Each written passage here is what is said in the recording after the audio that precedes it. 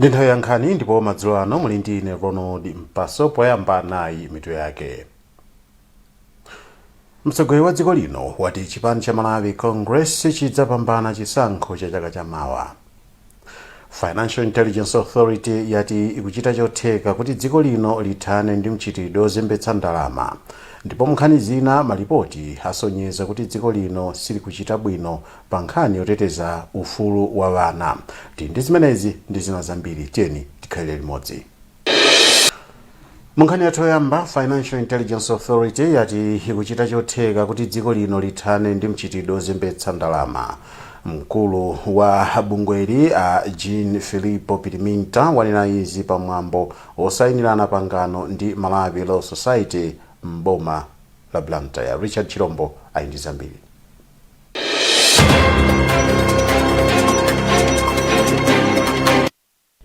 Mawu awo amaungulu anati oyimira anzawo pa milandu ali ndi udindo olimbana ndi mchitidwe ozembetsa ndalama ndi wina. Ngati ife Malawi Law Society ndi Financial Intelligence Authority tapasidwa mphamvu yonena kuti ife ngati Law Society tiyenera tizipanga report ku FIA tikaona kuti mwina pali ndalama zina zomwe mwina kugwira pakagwiridwe ntchito kathu tapeza kuti ndalama zimene zikuoneka ngati kuti zikuchoka kumakhalidwe kumachitidwe otereko. Izi zimathandizira kunena kuti dziko liziyenda bwino, komanso kuti ife tikathandizira kunena kuti malamulo akugwiritsidwa ntchito bwino. Ndipo mkulu wa Financial Intelligence Authority Dr. Jean Filippo Piriminta anati mgwirizanowu wabwera pa nthawi yake. Pali zinthu zambiri zimene boma la Malawi likupanga kuti tithane ndi milandu yokhuza zachuma. Zina ndi kuyikiza malamulo lokuwasintha kuwakonza kuti mwina akhaleko amphamvu zimene zikaziona pakati apa kusintha kwa lamulo la Financial Crimes Act, kusintha kwa lamulo ngati la Penal Code, komanso pakati apa papangidwa launch anti-money laundering policy. Ndi zina mwa zinthu zimene zikuchitika kuti tithandizire kuti milandu imene isamachitike. Komanso milanduyo ilipo ikupangidwa investigate kufufuzidwa, ina ikulowa makhoti kumene ndizongotsimikizira kuti pakali pano apolisi ndi onse amene ali okhuzidwa kufufuza komanso kukazenga milandu alandirako maphunziro ndipo ali ndi kuthekera sopano kuyizindikira mulandu wa money laundering okulakwitsa zachuma ndi kupitisa ku khoti. Pali zambiri zimene mwina zingathe kuti zichitike, koma chimodzi mwa icho ndi zimenezi kuti ngati pangakhale milandu yokhuza za ndalama zikudzera ku maloya, njira ina ndi imeneyo kuti maloya atenda abweresenso nawo atijoine mu ntchito imeneyo. Bungwe la Financial Intelligence Authority limagwira ntchito ndi nthambi zosiyanasiyana polimbana ndi mchitidwe ozembetsa ndalama ndi wina. Malipoti osiyanasiyana akupitiriza kuonetsa kuti dziko lino silikuchita bwino pa nkhani yoteteza komanso kulimbikitsa ufulu wa wana. Mlembi wa munduno wa zachisamaliro cha anthu Neofa Mgala watinso makomo alibe ukadaulo pa nkhani yoteteza wana. Mgala anena izi ku Lilongwe pamene bungwe la NGO Coalition on Child Rights limakhazikitsa mlozo wake wa zaka zinayi zikudzazi. Khumbo Kaliwo ali ndi ripoti limene akuwerenga Brenda Kayo. Malingana ndi Mgala, ana oposera 1000 ndi omwe amangoyendayenda m'misewu pomwe ena okwana 1000 akusungidwa m'malo osungira ana. Strategic plan imeneyi ithandizira kwambiri fandi ndondomeko yoona zofunikira kunikiridwa, komanso ndondomeko yakuti kodi apeza bwanji ndalama zoti zithandizire kuti masomphenya awo atheke, komanso ndondomeko yoonetsetsa kuti zimene iwo akufuna achitezo azika mu mndandanda bwinobwino ndikumathaso kuwunikira kuti kodi zimene anakonzazo zikuchitika.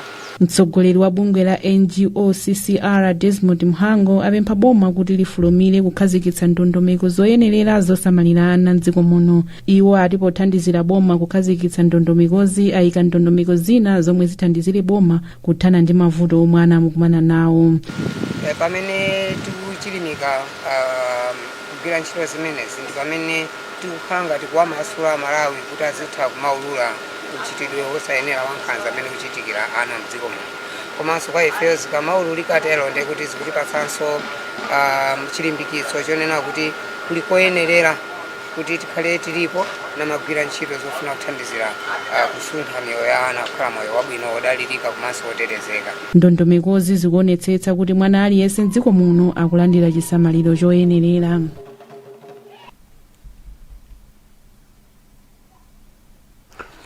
Akatswiri ati achinyamata ambiri tsopano akulowerera makhalidwe oyipa monga juga.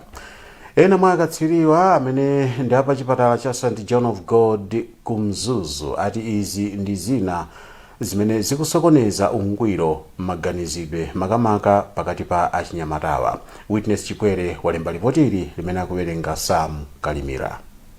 Poyankhula pamwambo umene amaphunzitsa anthu ku Mzuzu za mavuto a chizolowezi, kansala wa zamaubongo kuchokera ku St John of God Ruth Jobe anati nzofunikira kunena kuti anthu aziphunzitsidwa zakuyipa kwa chizolowezi kamba kuti zimasokoneza moyo. Jobe anati anaganiza zophunzitsa anthu zakuyipa kwa chizolowezi choyipa poganizira kunena kuti achinyamata ambiri zikumakhudza ndi kusokoneza makhalidwe awo. Iwo anena kuti achinyamata ena anazolowera kumachita juga zinthu mwakuti zikuwasokoneza. Wakukulu ife ngati St John of God tatengapo nditu step imene tikuzungulira madera osiyanasiyana mu Mzuzu muno kuwadziwitsa anthu kuti inde mavuto awo ali pakati pathu, mwina ali kwa ana athu kanda achibale, koma ngati alipo ndithu kuti mwina pakali pano ukanika kusintha ayesa mtima ulipo ufuna kusiya atipeze ku St John of God ndipo tiliwokonzeka kuti anthu amene atathandize. Mawu ake mphunzitsi ku sukulu ya St John of God Charles Kuyokwa anati chipatalachi chinachita chiganizo chochilimika pophunzitsa anthu pavutoli ponena kuti achinyamata ambiri akukumana ndi mavuto achizolowezi choyipa. Makola kuti amene alumizana nawo bwinobwino anaja amavutika. Sono akabwera kwathu kuja mmene timakhala nawo timakhala ndi mwana aliyense payekha kumamphunzitsa payekha kugwiza naye payekha. Poyankhula pamkumano Blessings Munthali omwe adali mmodzi mwa anthu omwe adali mchizolowezi chochita juga anena kuti kampeni yomwe achita St John of God inawathandiza kubwerera mbuyo ndipo adati nthawi yakwana kunena kuti achinyamata ambiri afikiridwe. Izizi za betting izizi ndisaname zatisokoneza zinthu zochuluka chifukwa ndi zinthu zambiri zimene ndakhala ndikuchita koma moti mwina anthu ena sakutani sakuziwa zawonongesanso zinthu zambiri. Nthawi nake zinafikapo mpaka mwina banja langa kufuna kutha ena atakandinenera mwina kuchikazi kuti ayamba panga za betting. Kampeni iyi imachitika pansi pa mutu wanena kuti kusokoneza chikhalidwe cha chizolowezi choyipa kuchilimika komanso kukhala ndi chikhulupiriro kuti chingathe. Dziko la Malawi alipempha kuti liwonjezere mlingo wa katundu amene limadutsitsa ku madoko a Beira ndi Nacala mdziko la Mozambique pofuna kuchepetsa mtengo wonyamulira katundu. Izi zikudza pamene dziko la Malawi ndi Mozambique achilimika popititsa ubale wawo patsogolo. William Kumwembe ali ndi zambiri.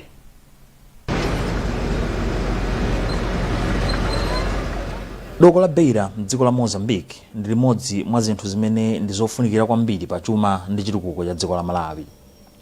Dziko la Malawi limagwiritsa ntchito dokoli kuphatikizapo ena poyitanitsa komanso kutumiza katundu m'mayiko akunja. Akuluakulu kuno akuti dziko la Malawi litha kuchepetsa ndalama zimene limagwiritsa ntchito poyitanitsa kapena kutumiza katundu kunja ngati lingagwiritse ntchito bwino dokoli. The first thing is our geographical or strategic location. Choyambirira chimenenso ndi chofunikira ndi kuyandikana kwa mayiko awiriwa.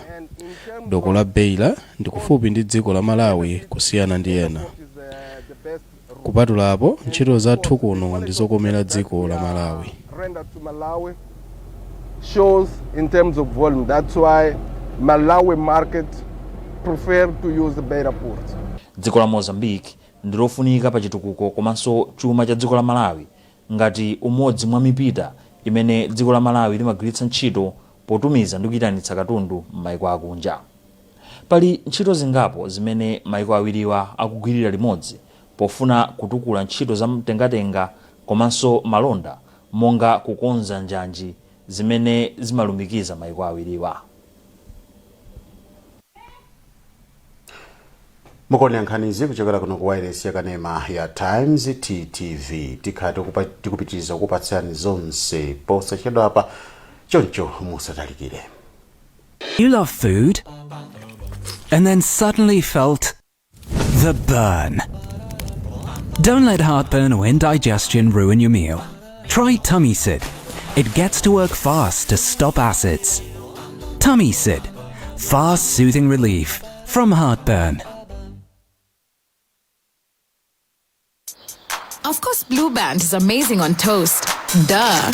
But did you know there's more? Blue Band can do your topping and your frying and stir frying and mixing. Blue Band for stewing, baking sauces, also grilling and toasting. Nice in matoke and ugali and tilapia. That's right. For breakfast, lunch, dinner, snacks. Tasty, crispy. Want a bite? Mmm. So yummy every time with omega-3 and omega-6 vitamins all for free. We use it anytime with healthy G. I'll be cooking up a song for my family. Yes, Loani. Ziko mota kulandirani. Sorry, Panita. Bwanji goti. Cholembera chino bwana. Ife tuma office muno timagwirisa ntchito zolembera zake zimenezi. Cholembera ichi ndi cha bundle. Zolembera za bundle zakhala zikukutumikirani kwa nthawi yayitali. Pano tikulengeza kuti tabwera ndi zolembera zatsopano zomwe zili m'mapangidwe awiri, classic ndi winner. Zolemberazi ndi zokongola, zolemba bwino komanso zolemba nthawi yayitali. Zolembera za bundle zimabwera m'mitundu inayi, black, blue, red ndi green, ndipo mutha kugwiritsa ntchito mu ofesi, ku sukulu ndi malo ena. Akupanga zolembera za bundle ndi a Euro Industries, kampani yeniyeni ya Chimalawi. Gulani katundu wopangidwa ku Malawi konkuno kuti mutukule dziko lanu. Phone Blantyre 0888-107-261, Lilongwe 0886-074-737. Bundle, buy original, avoid counterfeit. Bundle, right miles with a smile. Takulandirani imene tikupitiriza kupatsani nkhanizi. Kugula katundu yekhayo amene ali ndi zidindo za bungwe la Malawi Revenue Authority ati ndi njira yabwino yomwe ingathandize kuthana ndi mchitidwe ozembetsa katundu. Mmodzi wa akuluakulu a Malawi Revenue Authority a Dorothy Mataya ndi amene onena izi, ndipo ati anthu ozembetsa katundu ndi amene akuchititsa kuti dziko lino lisamatukuke. Samkalimira ali zambiri. Mchitidwe ozembetsa katundu kuletsa mdziko muno umene anthu amene amachita mabizinesi akuchita akuti umakonda kuchitika maboma achitipa, Karonga, Dedza, Mwanza komanso Mchinji. Komano malinga ndi Mataya, izi zikhozokhala mbiri yakale ngati Amalawi angamayambe kugula katundu yekhayekhayo amene ali ndi zidindo za kamulondola wa MRA. Pali katundu amene tayamba naye amene tikuona kuti amazembesedwa kwambiri.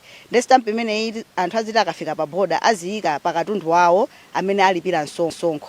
Ndetu kwamemeza Amalawi onse kuti kuyambira pano asamagule katundu amene alibe stamp. Chifukwa kuti katundu amene alibe stamp aziwe kuti katundu amene yoyo wazembesedwa sanalowe pa boda. Iwo anena kuti ntchito yogula tindege tojambula anthu omwe azembetsa katundu akuti pano ikupita kumapeto. Amataya anayankhula izi pomwe bungwe la MRA imaphunzitsa atolankhani pa za misonkho yatsopano. Tuwonge Hara yemwe ndi mtolankhani wa ku African Briefs anati maphunzirowa amupindulira kamba kunati wadziwa zambiri zokhudza misonkho komanso kayambidwe kabwino kazamalonda. Nthambi ya MRA anayikhazikitsa ndi nyumba ya malamulo mu 1998 ndipo ntchito yake nkutolera misonkho komanso kuonetsetsa kunena kuti mdziko muno muchitika ntchito zamalonda zovomerezeka. Mtsogoleri wa chipani cha Malawi Congress amenenso ndi mtsogoleri wa dziko lino a Lazarus Chakwera watsimikizira nthumwi za kumsonkhano waukulu wa chipanichi kuti MCP idzapambana chisankho cha chaka chamawa. Achakwera alankhula izi ku msonkhanowu umene watha lero. Rebecca Chimjeka walemba ripoti limene akuwerenga Elvis Hoahoa. Iwo anatsindikanso kunena kuti chipanichi sikinagwiritse ntchito misonkho ya Malawi pokonzera msonkhanowu. iwo anayamikira komiti yoyendetsa mwambowo kamba ka ntchito yabwino yomwe yagwira. Achakwera anathokozanso mamembala ena a chipanichi pogwiritsa ntchito ndalama zawo poonetsetsa kuti msonkhanowo ukhale wapamwamba. Muliso ni ntchito kapena chintchito chamnano chachikulu mtsogolomu choonetsetsa kuti ma primary achitike wosankha makandidate wodzayimira chipanichi mchaka cha Machi, koma zidzachitike mwa chilungamo ni mwa mtendere.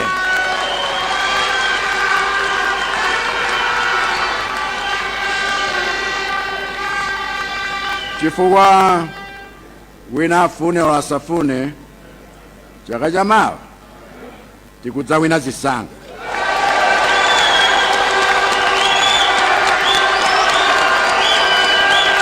Mmawu wake mlembi wamkulu watsopano wa chipanichi a Richard Chimwendo Banda analimbikitsa mamembala a chipanichi kuti akhale ogwirizana pamene akukonzekera chisankho cha chaka cha Mawa. Msonkhano waukulu wa MCP unayamba lachinayi ndipo chachikulu chimene chachitika ndi kusankha mamembala atsopano a komiti yake yayikulu. Kampani ya Portland Cement yapereka matumba a simenti okwana 500 othandizira ntchito yomanga nyumba kumangira nyumba za anthu ku Mloza mboma la Mulanje. Mkulu wona za malonda ku kampani iyi Mayi Violet Viriri anati thandizoli ndi gawo limodzi lothokozera anthu kamba komagula malonda a kampani iyi. Lweni Mpasa ali ndi zambiri mlipotili limene wawerenga Sam Banda Jr. Mayi Eliza Mulasa ammuzi mwa mujiwa tiye njema ku Mulanje asonyeza chimwemwe ndi chiyembekezo chokhalanso mnyumba yawo posachedwapa. Iwo ati akhala akusungidwa ndi achibale kwa chaka chimodzi kusatira kugwa kwa nyumba yawo ndi Cyclone Freddy chaka chatha. Takhala kushukuru ku kampu zakhale kumene kuti achokako pamene sodakhala kampu yako titachokako pamene timabwera kuno. Izitu ndizosangalatsa chifukwa timasuwa pokhala. Ivetu mawathu nzokuti kwathu ndikuthokoza sitinaganizire kuti alipangira zimenezi. Banja la Mayi Mulasa ndi limodzi mwa mabanja ena 97 omwe apindule ndi projekiti ya Habitat for Humanity yomwe ikumangira nyumba mabanja okhuzidwa ku Mloza. Mkulu wa bungwe la Habitat for Humanity kuno ku Malawi a Victor Chambayika Muhango ati bungweli lakwanisa kusonkhanitsa theka la ndalama zomwe akumangira nyumba 37 zoyambirira. Tinafikira mabungwe osiyanasiyana komanso makampani osiyanasiyana kuti tithandizane tiyambe ntchito imene tikupanga kuno. Ndi mwa makampani amene anabwera kutithandiza pali a Portland Cement amene anapereka mabagi a simenti okwana 600 kuti tithandize kumanga nyumba zimenezi. Pano patamangapo manyumba okwana 37 koma cholinga chathu kuti muzi uno kufunika manyumba 96 ndikuti ikuonesa kuti manyumba 59 akuyenera kumangira. A Violet Viriri ndi mkulu woona za malonda ku Portland Cement ndipo akuyankhula motere. Pamene timagwirisana chanza ndi a Habitat for Humanity cholinga chathu chinali kuti kodi tingagwire bwanji limodzi kuthandizana ndi limodzinso ndi aboma kuti mudera limene lili anthu omwe anakhuzidwa ndi namondwe amene tingathandize bwanji kuti apeze malo okhala okhazikika otetezeka. Kampani ya Portland Cement yapereka matumba 600 a simenti kuti athandizire ntchito yomangira nyumbazi. Mtsogoleri wa utumiki wa amayi mu mpingo wa Fountain of Victory Church International Mbusa Chikuchirwa wati mpingo uli ndi udindo waukulu pa ntchito yothandiza anthu ovutika. Mbusayo wanaizi mu mzinda wa Lilongwe pane gulu la amayi mu mpingo limapereka katundu osiyanasiyana kwa amayi amene ali pa ndende yakachere ndi kugawana nawo mawu a Mulungu ngati njira imodzi yosangalalira tsiku lokumbukira kufunika kwa chikondi. Achirwa akufotokoza. Uthenga wathu wachikulu ndi uthenga wa chikondi. Umene tingafuna kungowaonetsera anthu kunjako kunena kuti chikondi chimene Mulungu anationetsera ifeyo ngati ana ake ndi chikondi chomwenso chimene timayenera tiaonetsere anthu ena amene akuvutika mu njira zosiyanasiyana ena ali m'maprison sangathe kupeza zinthu zimene anakatha kupeza anakakhala ali kunja, ena ndi amasiye, ena ndi azigogo ndithu kuti akufunikirabe thandizo lathu. Ndiye apart from Malawi kukhala kuwathandizira, komanso ifeyo ngati atchalichi tili ndi udindo onena kuti tisamalire anthu amene chifukwa ndi chimene Yesu Khristu anatiphunzitsa kunena kuti ndinali mu ndende, ndinali muzipatala, simunazandione, koma amene munazationa munapanga zinthu zabwino munjira imeneyi. Mbusa Chiku Chirwa wa mpingo wa Fountain of Victory. Nkhani zathu nzomwezi koma tisanasiyane nayinso mitu yake. Mtsogoleri wa dziko lino Lazarus Chakwera wati chipani cha Malawi Congress chidzapambana pa chisankho cha chaka chamawa. Financial Intelligence Authority yati kuchita chotheka kuti dziko lino lithane ndi mchitidwe wozembetsa ndalama, ndipo nkhani zina malipoti asonyeza kuti dziko lino sili kuchita bwino pa nkhani yoteteza ufulu wa wana. Mukhoza kupeza nkhani izi ndi zina zambiri pa makina a internet kudzera pa www.times.mw, pa Facebook pa tsamba la Times 360 Malawi, X @Times 360 Malawi, komanso pochita subscribe ku 1895 poimba *1895#. Munaindine Ronald Mpaso ndikufunireni zabwino zonse pamene mukupitiriza kuonera maprogram osiyanasiyana pano pa wireless yakanema number 1 Malawi monse muno, Times Television TTV. Madzulo abwino. 75 days since the last day of last season. We are ready to do it all again.